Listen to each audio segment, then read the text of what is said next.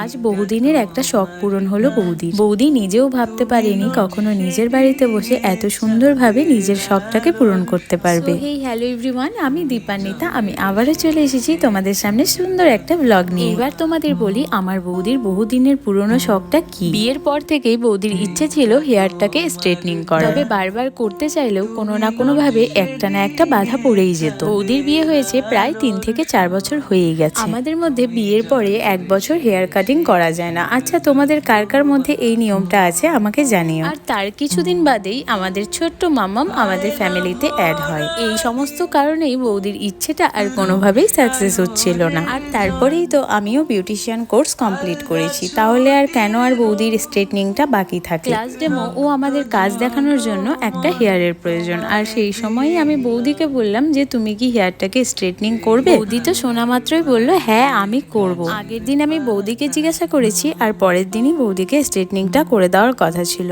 তবে একটা না একটা বাধা পড়ে যাওয়াতে 2-3 দিন লেট হয়। আজকে ফাইনালি সেই দিনটা চলে এসেছে বৌদির লুকটাকে চেঞ্জ করার। এই তো তোমাদের সাথে গল্প করতে করতে আমাদের হেয়ার স্ট্রেটনিংও কমপ্লিট হয়েছে, অবশ্যই জানিও। আর তোমরাও যদি কেউ এইরকম হেয়ার স্ট্রেটনিং করতে চাও তাহলে কিন্তু অবশ্যই আমার সাথে যোগাযোগ করতে পারো। একটা ভিডিওর মাধ্যমে একটা কাজ কিন্তু কত তাড়াতাড়ি কমপ্লিট হয়ে যায়, তাই না? যদি রিয়েল লাইফেও এত তাড়াতাড়িটা হয়ে যেত তাহলে তো বেশ ভালোই হতো। এই কাজটা করতে আমাদের মোটামুটি 4 থেকে 5 ঘন্টা সময় লেগে গেছে। কাজের মাঝে আমরা 3 জন একটু ঝটপট করে খাবারটাও খেয়ে নিই। আমাদের সব আমিষভুজির মধ্যে একজন নিরামিষভুজিও রয়েছে। সোমানা মাছ মাংস ডিম কিছুই খায় না, তাই আজ আমি ওর জন্য স্পেশালি পনির মশলা বানিয়েছিলাম। খাওয়া দাওয়া কমপ্লিট করে আমরা সবাই মিলে একটু রেস্ট করছিলাম, আর এর মধ্যেই আমার মাসি বোন দাদা সবাই মিলে আমাদের বাড়িতে আসে। বেশ কয়েকদিন ধরেই মাসি আর বুনু বলছিল আসবে আসবে, ফাইনালি আজ এসেছে। এই তো আমাদের সমস্ত কাজ কমপ্লিট হয়ে গেছে। এখন সোমা ওরা বেরিয়ে যাবে বাড়ির জন্য।